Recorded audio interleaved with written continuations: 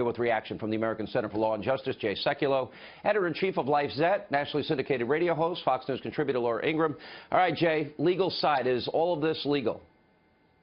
Well, no. I mean, the disclosure of tax return information or the tax return itself from, for instance, an IRS source is a violation of not only the criminal code 7213, but also is a direct violation of the Internal Revenue Manual. I was a lawyer with the Office of Chief Counsel for the Internal Revenue Service. The IRS was our client, and we were instructed and had to sign documents that you could not disclose taxpayer information.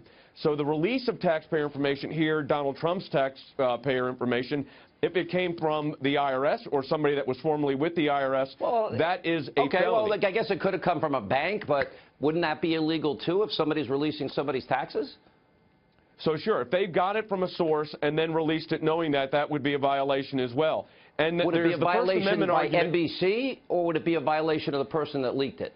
So I looked at that, Sean, because what NBC would assert, and Rachel Maddow did assert this, that this was protected by the First Amendment. But it depends upon the way in which, if it was solicited, for instance, by the reporter, that is not protected speech. So I think this First Amendment argument also misses the point. Listen, I may surprise you. I give her the benefit of the doubt.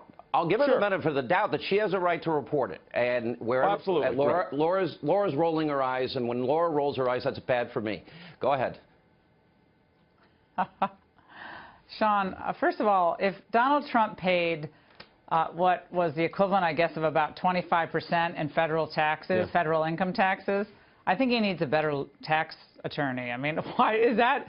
I mean, if I were Trump, I wouldn't be worried about this at all. I mean, so he depreciated his assets. He probably had some losses counted against income.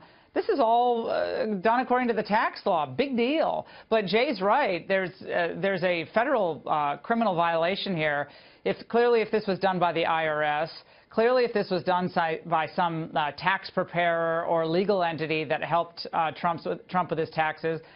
But it sounds and it seems more like this is someone burrowed into the federal bureaucracy who's trying to make hay of this and trying to capture another news cycle.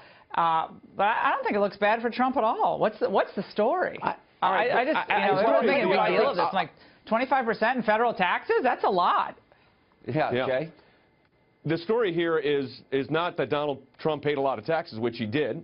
So that's not the story. And I agree with Laura. I mean, tax planning, he wasn't, obviously, he was taking advantage of existing legal doctrines, so that's no big deal. The story, though, is if this came from, and it's likely that it came from a source within the IRS or an IRS leaking it to someone else, that is a crime. And this goes back to something we've been talking about a lot.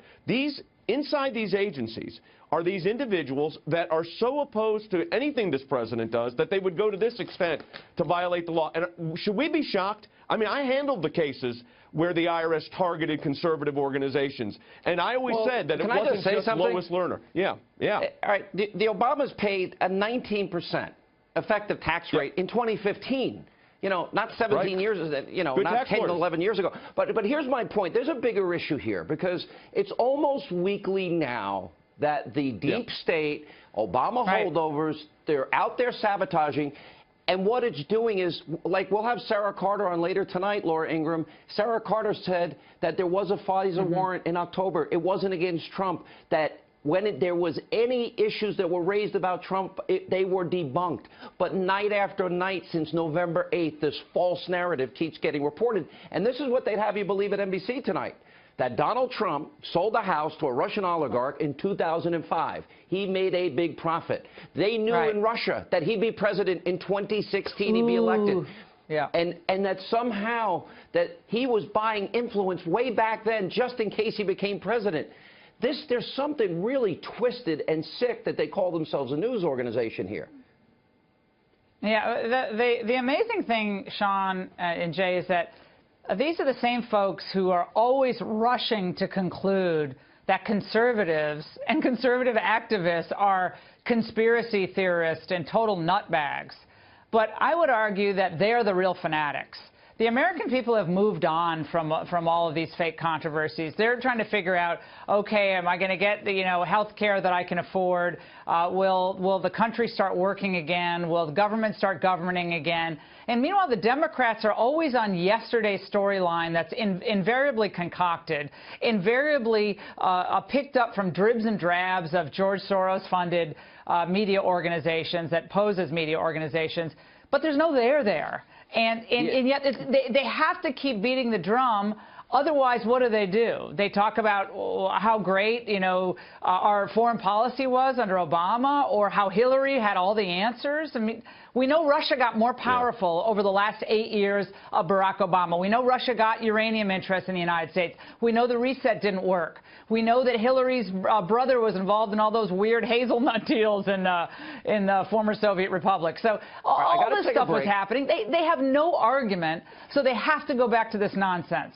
Yep. And I think the American people are very smart about what's happening. I think Newt Gingrich is right about this. They're very smart and very savvy. I got to take a break, but I will tell you, there is a danger here to all of this. I mean, the breathless, hysterical reporting every single morning, noon and night on this network it's actually, there's a danger here that we've got to explore. We'll get back into the legal angle. We'll have more Laura Ingraham, Jason